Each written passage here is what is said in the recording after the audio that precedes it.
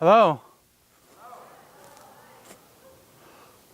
This is sad. It's the last time I speak to you guys. I'm kind of really bummed out about that. So let's try to make it great. So one thing I wanted to.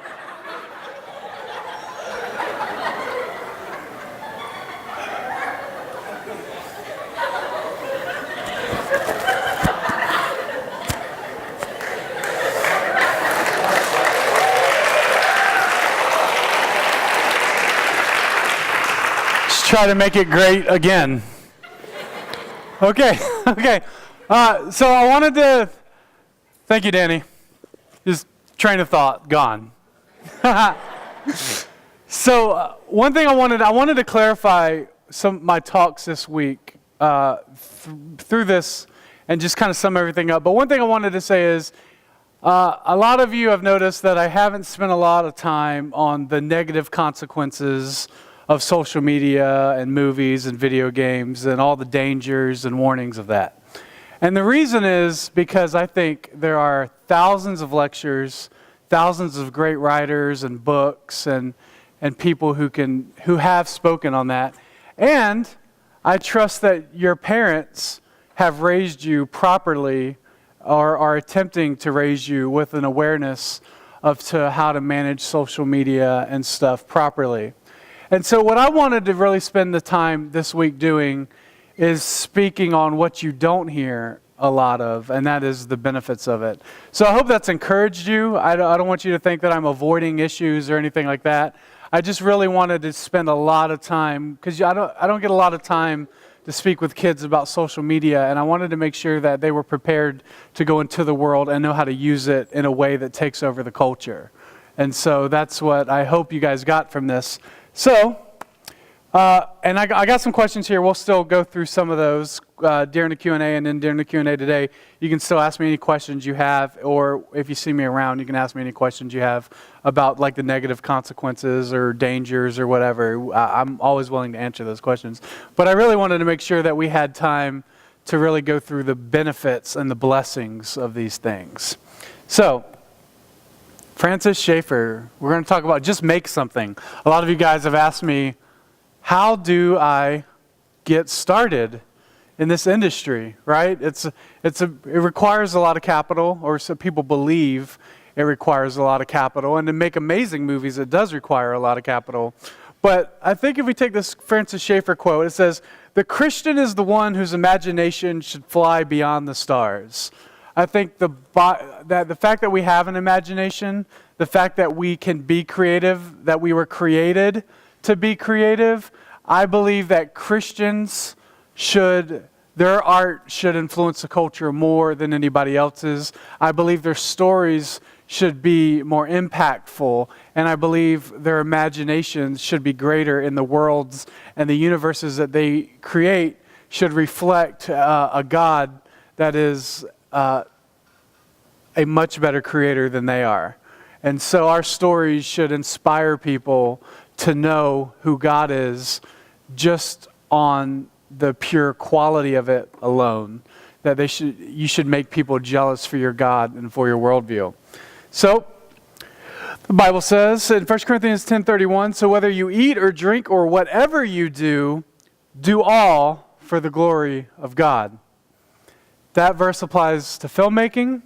That verse applies to writing books, to painting, to raising your family, to being a housewife, to being a carpenter or a businessman or the manager of a bank. Whatever you do, do it for the glory of God. And this is very important because there's a difference between when we do something in the world and we do it to the glory of God, and then we do it for the church and we do it for the church. There's a huge difference. And I think a lot of times when we do things just for our church people, it's not to the level that the world would expect it to be. And I think if the world should expect better from our things, then I think God expects better from the things that we make as well. And so when whatever your job is, whatever it is you're passionate about, whether it's coding or web design or 3D printing, whatever, do it to the glory of God. Make sure that God is glorified and honored in all your work and everything you do. And remember that there's no secular sacred divide, right? The Bible says that the earth is the Lord and the fullness thereof. All things are God's.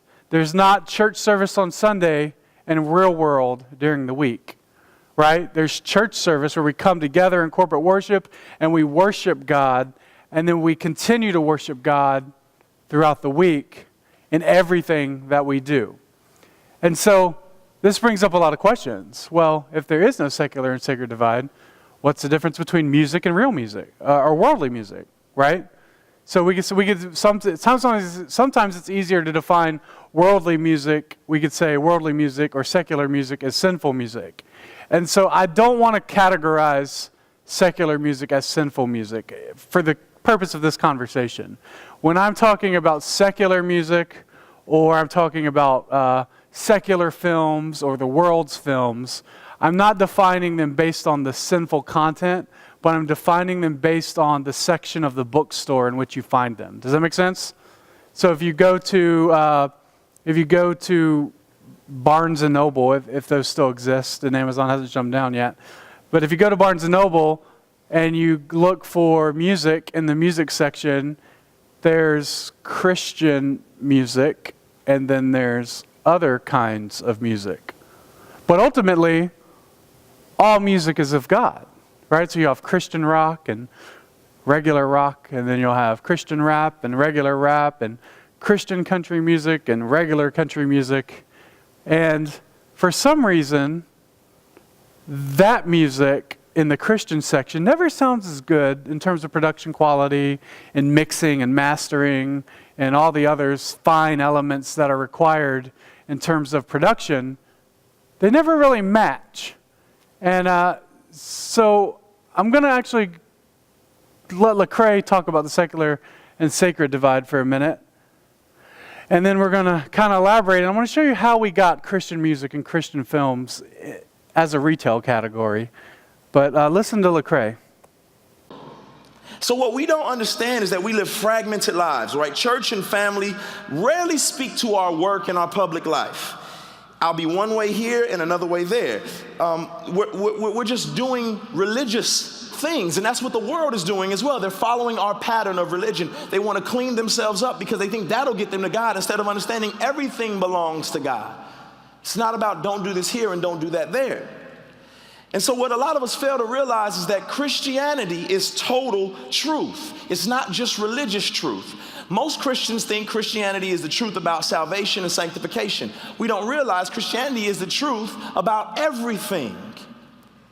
It's the truth about politics. It's the truth about marriage. It's the truth about economics. It's the truth about television. It's the truth about media. Christianity is the truth about everything. And so we've limited things to certain categories. We say, oh, this is this and this is that. This is secular, this is sacred. Instead of saying, wait a minute, God, doesn't everything belong to you? And aren't we here as a product of redemption to go out and redeem culture and redeem things? You get it? The earth is the Lord's, and the fullness thereof, the world and those who dwell therein. Now, when we go to the Christian bookstore, we don't see that Bible verse laid out practically, do we? We see categories: Christian music, Christian TV, Christian films, and they're over here. So the question is, how did that happen? Because Bach and Mozart, and there were amazing musicians all throughout history that were leaders and innovators, and they weren't reduced to this category in a Christian bookstore. So, several years ago, Christian music used to be really popular on the radio. And Christian music and country music were pretty much indistinguishable. The artists were the same. They would sing hymns. There was, Johnny Cash would sing, hymns, and other artists would sing hymns. Elvis even sang hymns. So that there was really this blending together of just this country genre is a Christian genre. This is the Christian music, right? And that was just assumed that if you played country music that you were Christian. That was just how it was. That's where it came from. It came from people singing hymns in the South. That's where country music came from. But as it became, the record industry realized that country music was very financially profitable. They realized that there were artists that didn't want to speak about Christian things. They wanted to speak about beer, broads, and bars, for example, and stuff like that. So what happened was they created Christian music genre, and they separated it from the country music genre. And so suddenly now, instead of one radio station, you had two radio stations. I'm going to give you another example of this, right? Imagine for a moment you're the CEO of Pepsi, right? And you have to compete in Walmart with 16 feet of aisle space to sell your product. So what do? Every year you come out with a new flavor. Like this year, what is it? Pepsi Fire. Have you had that? It's disgusting. It's like cinnamon hot pepper in Coca-Cola. It's really bad. But so you put out these products, right? So here's Pepsi Fire. Here's Baja Blast Mountain Dew. Here's Red Mountain Dew, Blue Mountain Dew. And you put out all these products. And you only have a little space because you're also competing with the vanilla Coke and cherry Coke and all the other kinds of Cokes and all the different flavors of Dr. Pepper. And so you're competing within 16 feet of aisle space, right? So this is the same thing that's happening with Christian music and country music. They're competing in this space. So a few years ago, if you can't get more space, if you can't get another aisle, how do you get more products on the shelves? You create another category altogether, and then you have the invention of energy drinks. Now, what's the difference fundamentally between energy drinks and canned sodas? Just the ingredients, right? But changing out those ingredients and switching out the marketing, what does that do? It gives you an entire another shelf in Walmart. So now, instead of 16 feet, you now have 32 feet, and all you did was change the ingredients and the marketing. Right? So this is what the Christian music industry discovered. They discovered if we make them two different product categories, then we can have a bunch of new artists here and a bunch of new artists here.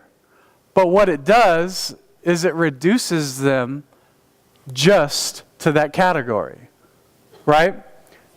Now, for years, people thought Pepsi and Coke were energy drinks. That's what they marketed them and advertised them as, right? Now there's even more energy drinks, and now they're just energy drinks, and this is just soda, right? And so that's what happened with Christian music. This is just Christian music. So this is what has happened. So you have K-Love, you have the praise music, you have all these industries. K-Love, all these different Christian radio stations all across the country.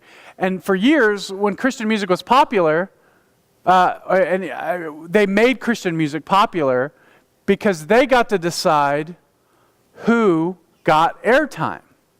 Right? Salem Communications, one of the massive radio station conglomerates in the country, massive empire. Every city and state has a Salem Communication thing. And if you want to get airtime, you have to go through their labels, and then they play their music, and they set the prices and the deals. So when you hear popular Christian music, it's the music that they want you to hear. So they actually have a term in the Christian radio industry. It's called JPMs, and that stands for Jesus per minute. And if you have too much theology per minute, you can't get played. And if you have too little, they won't let you get played. Right? So that's the actual term. It's called JPMs. And so they set the sound and the ingredients of what makes Christian music. And that's why Christian music always sounds the same, no matter where you go. It all has the same 3 bars. Have you guys watched John Chris videos? Okay. Did any of you guys see the John Chris video where he's talking about to the band about signing on, and then they can go on tour? If you should look that up. It's hilarious. And he's talking about you can only say this, and you can only do this, and you can. But if you do, you'll get to do a cover of this song, right? And they're like, oh yeah, that'd be awesome. We get to do a cover of that song, right? So, but that's exactly how the Christian music industry is. It's very controlled. So the question is, how do you, as a Christian artist who just wants to make music that glorifies God, how do you break out of that? And the answer is the internet. Before the internet, Christian music had its sound, and it had its distinct style, and it had this worship sound that we recognize today, and we go, well, that's worship music.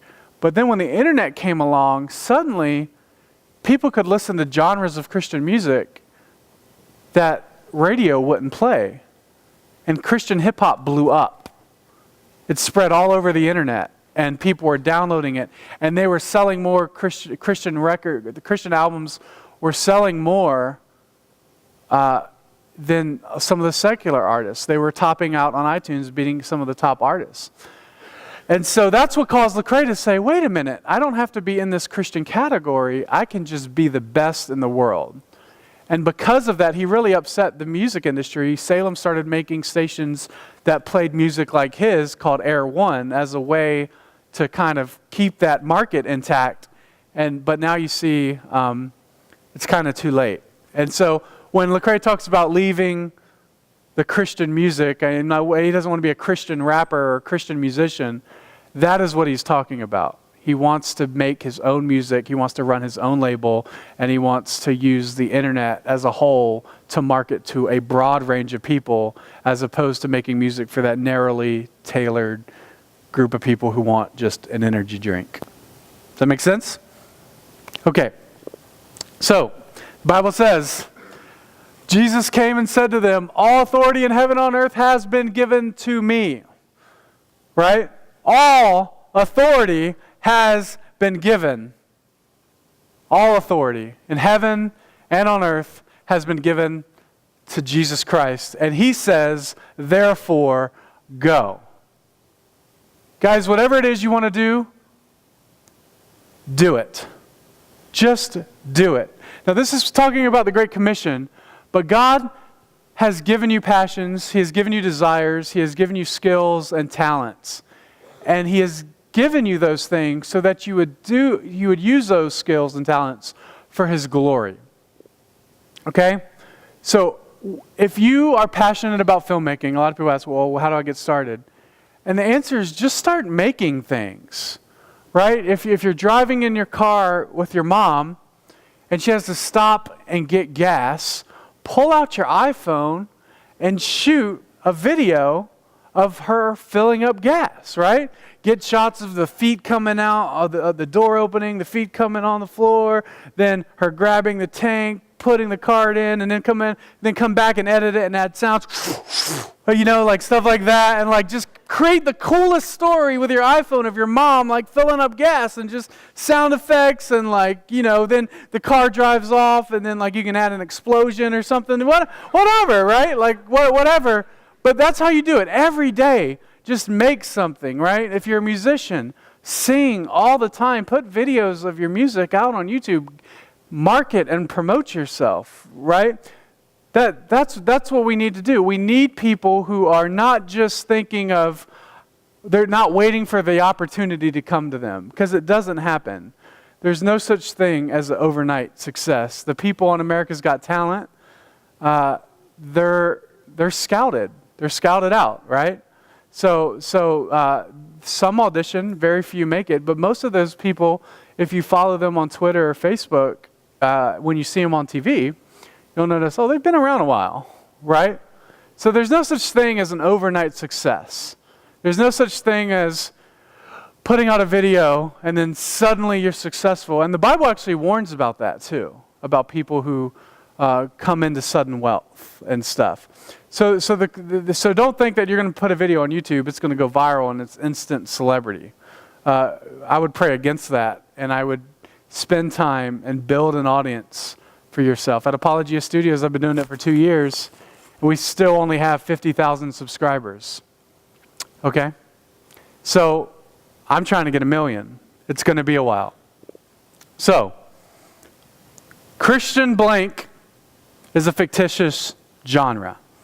So whether it's Christian books, Christian movies, Christian art, that is a fictitious retail genre. You guys can make whatever you want. The earth is the Lord's. Do it to the best of your ability and be profitable and to do it well and glorify God. So, Andy Stanley on the culture. The other problem with copying culture is that you're always a step behind or several steps behind. And back when FM radios had dials and you could turn the dial, I realize this sounds ancient to some of you, but you could turn the dial and you'd hear station, music, and then music, music. I could find the Christian radio station before I heard the lyrics, because I would hear a style of music that was very popular about 5 years before. And I'd be like, 1996 synthesizers, I'd be like, oh, that's a Christian station. All right, 2002 boy band harmonies, I'd be like, oh, Christian station. Right? It's because the problem is when you copy culture, you're always waiting for culture to do something interesting, and then you run to create a Christian version of it, and that means we're never, ever contributing something new to culture. Just imitating what's come before. Wow. How true is that? Right?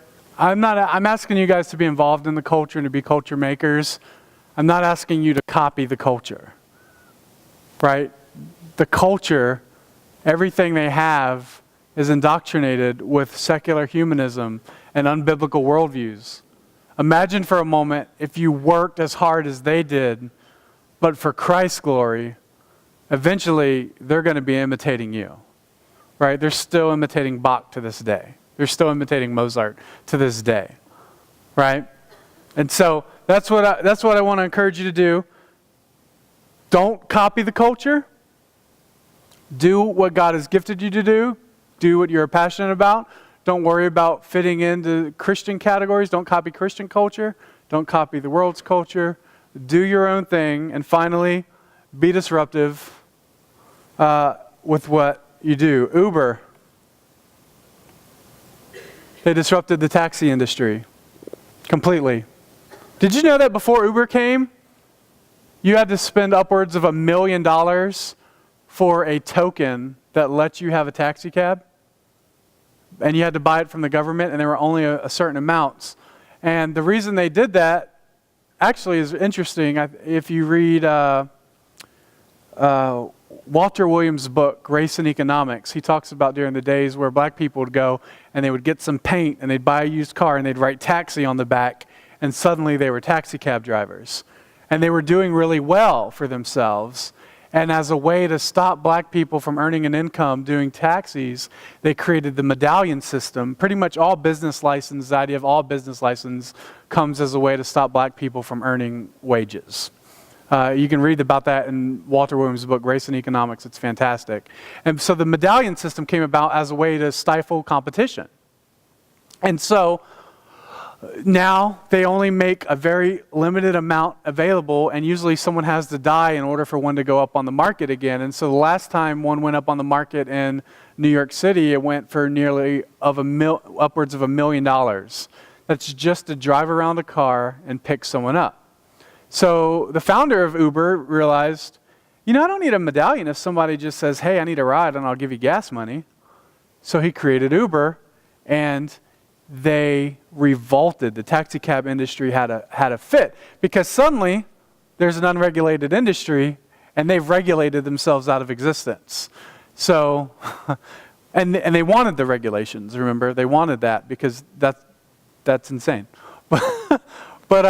So Uber disrupted the taxi cab industry. Netflix disrupted video rental services and cable television, right? Reed Hastings, the CEO of Netflix, had a $40 late fee at Blockbuster, and he said, okay, I'm going to fix this. And then Blockbuster had an opportunity to buy him for $50 million, and Blockbuster said, video rentals aren't going anywhere. Yeah. It's one of the biggest mistakes in corporate history in America was Blockbuster refusing to buy Netflix. So Apple completely disrupted the cellular industry, forced cell phone makers to provide unlimited data and to increase the speeds of their internet, and created the entire cell phone revolution that we have today. And Apple even invented a mouse, a computer mouse, right? Like, you didn't even have a computer mouse until Apple came about and actually started marketing them. I don't think they invented it, but they marketed it and made it popular. So Apple, Amazon disrupted retail, Borders Books, Books A Million, all these major book retail stores, they're not doing too well. And Amazon disrupted that. So when you're talking about changing the culture, think of ways that not only are you making something great, but think of ways you can actually upset industries. Because imagine that you create something for the glory of God, and it's known and testified, and the history books look back and say, the reason this industry no longer exists and we have this industry is because this one kid out there thought for the glory of God and his kingdom. And that's what church history is going to look back and say. The first guy who lands on Mars, he says, for the glory of Christ and his kingdom and all the universe. And he plants that flag. What a tremendous moment in church history that would be.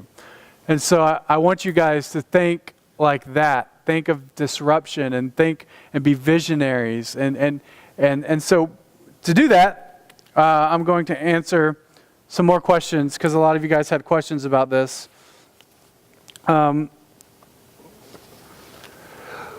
You talk a lot about doing our best and trying to be professional and glorifying God in our gifts, but what does the Bible say about, but what is it to be said about the temptations of riches?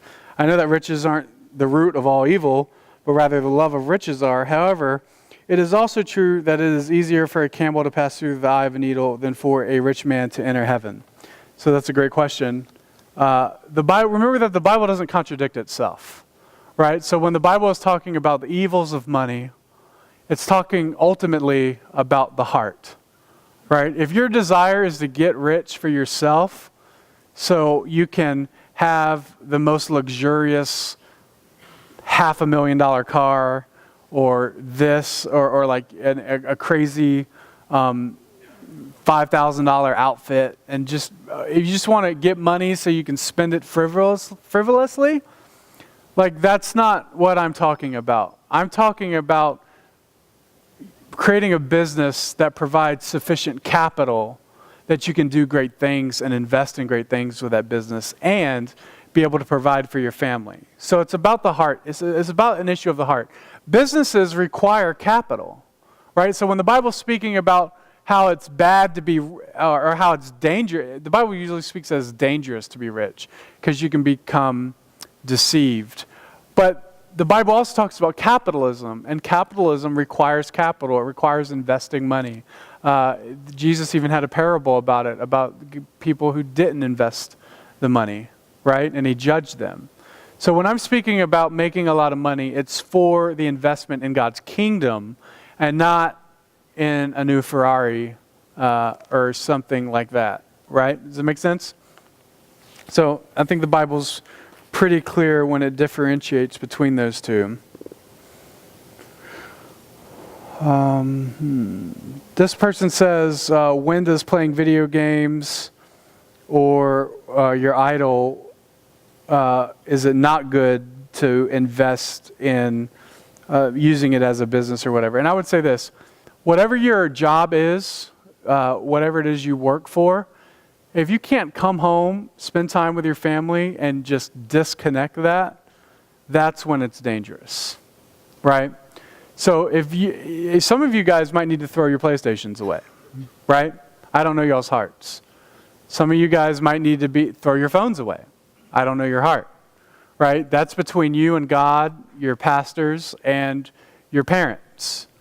But what I do say is that the Bible speaks of redemption of idols, right? The drunkard gets saved and he takes part in communion, right? And then the thief gets a job and he blesses people, right? So when I speak of redeeming your idols, that is what I'm referring to, is not a view of throw it away forever, it can never be good because that thing itself is evil, but it's that God, because of sanctification, you can redeem the things that once enslaved you and use it for His kingdom. And so I hope that makes sense. What is your opinion of Mom's Night Out? Would you consider it good Christian movie making? Yeah, I really like that movie a lot. It was really funny. I was actually really shocked. So I like Patricia Heaton. I think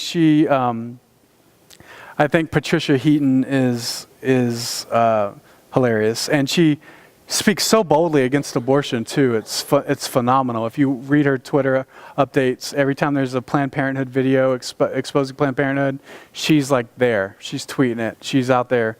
So that's really fantastic. So, what if you were taking pictures for family members' event and either do it for free or charge them a very small amount of money? Would that be considered prideful or more helpful?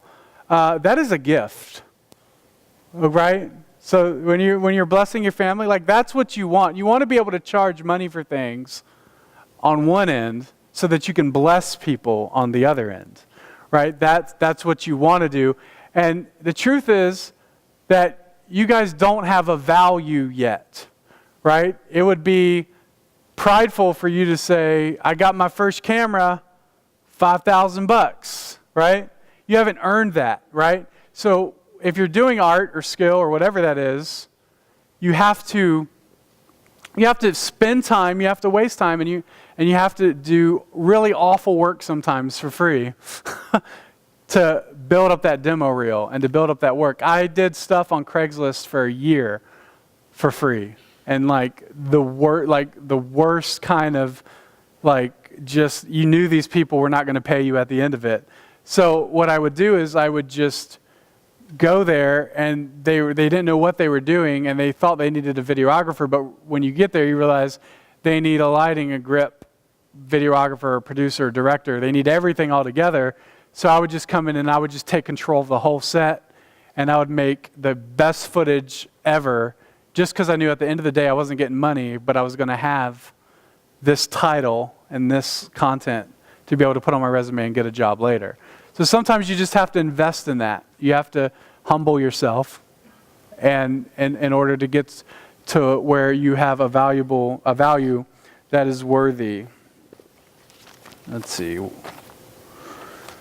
What is it like working with Cy Ten Bruggencate? Have you guys seen his movies?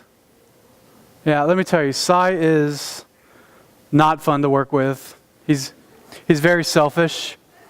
And really, it's like working with Scubalon, I would say, hey for sure. Hey! Oh!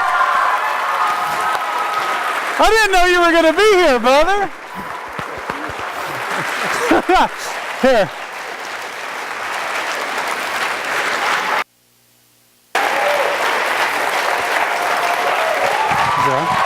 Tough. How's it going? Wow. That was embarrassing. I had to come so that you wouldn't say that this conference was boring. Now it's a not boring conference because, and I appreciate all of you for getting those shirts. I don't see any of you wearing them today. Let me see it. Turn around. It was very cute. I think he was joking. I think he knew I was here. Yeah, so. Do you have any movies you'd like to promote? Well, How to Answer the Fool. How was that movie? It's a great movie. Remember when Mark was? I don't. Yeah, I have a microphone on. I'm not going to. Yeah, it was what how long ago? 3 years ago or so when I was here? Yeah, And about then Marcus was filming our talk, and then I said, how's the movie? And he always said, the greatest movie ever made, because he was the director of photography. Then also Debating Delahunty, and Marcus did that one completely. And for those of you who see my stuff who think I'm a jerk, which is, quite a lot of people out there, if you watch Debating Delahunty, the very last scene, I end up in tears. I'm actually crying.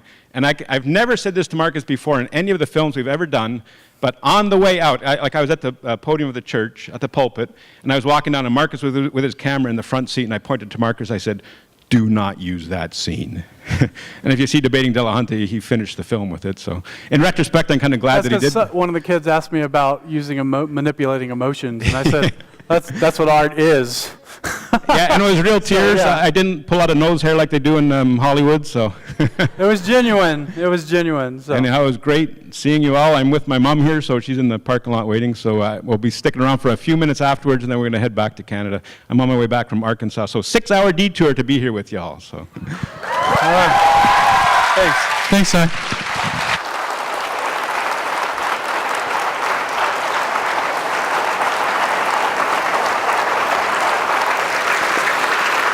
Fun little surprise, huh? That's what happens when you're the director. You get to pull strings like that. So, you get the talent to do whatever you want. So, the last thing I want to talk to you guys about, I mentioned it briefly, but one of the things Apologia Church is trying to do to change the culture is a movement called End Abortion Now.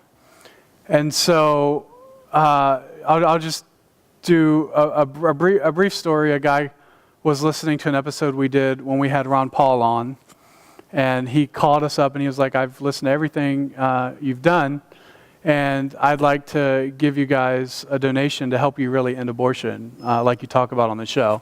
And so he did, and we raised $250,000 in 3 weeks during Christmas to do this. And the reason this is different is because, first and foremost, it is church-centered with the approval of elders in local churches.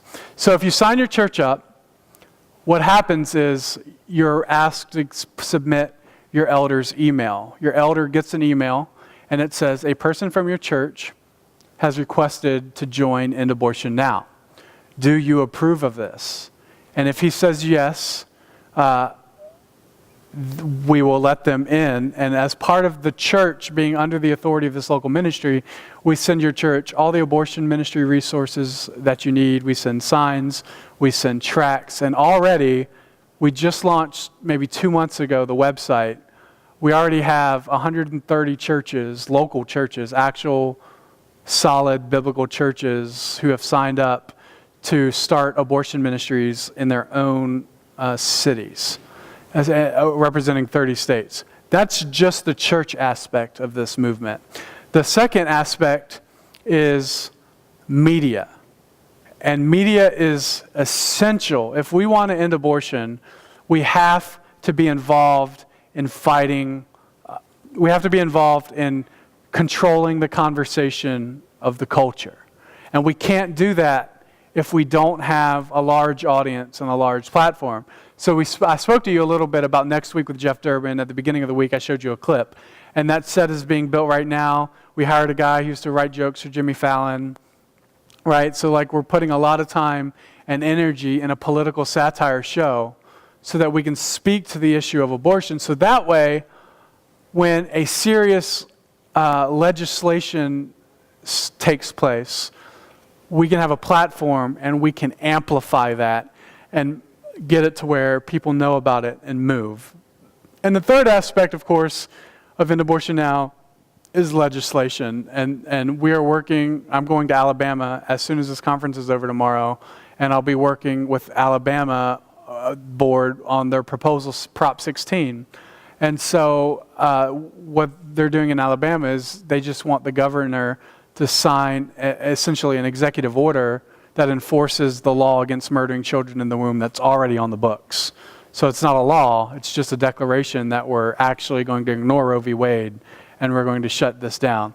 And so all of this, all the funds that go to End Abortion Now really help support us being able to travel and we can make videos and commercials to spread awareness in individual states, and we can use media to really change the culture. And so this is from our fundraising video we did at Christmas, and I just want you guys just to watch this really quickly. Oops. Play. Imagine the end of abortion now. Your donation will be focused towards 3 strategic battle plans. First, mobilizing, equipping, and providing resources. We're going to build a national movement made up of local churches across the country. We're going to teach Christians how to do ministry outside of their local abortion clinics.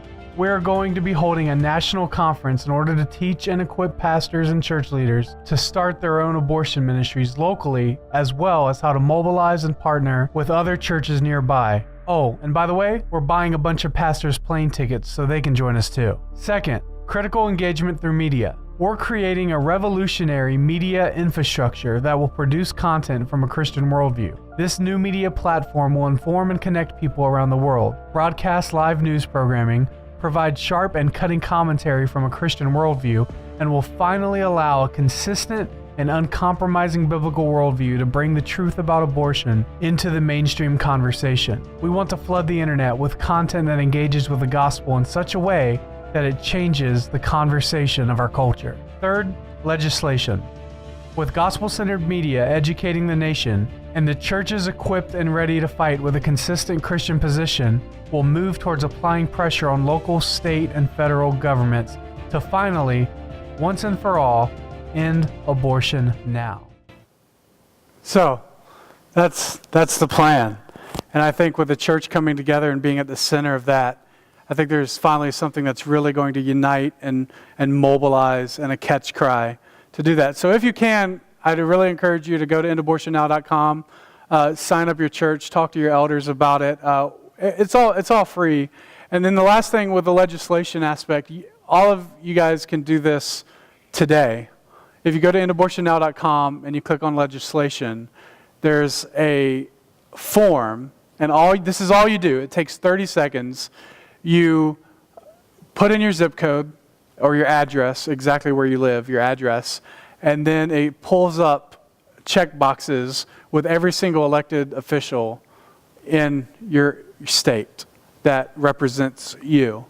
And it shows you a letter that we've already written that says you will support them if they back any legislation that immediately ends abortion, not regulates it, not forces Planned Parenthood to build better hospitals, right? Actually immediately ends it instantly. It's called End Abortion Now. And so we've already gotten tons of written responses back from leaders and representatives, and some have been in favor, other not, but we know who they are now, right? And we know by their responses, even from the ones who claim to be pro-life, if they're serious about it.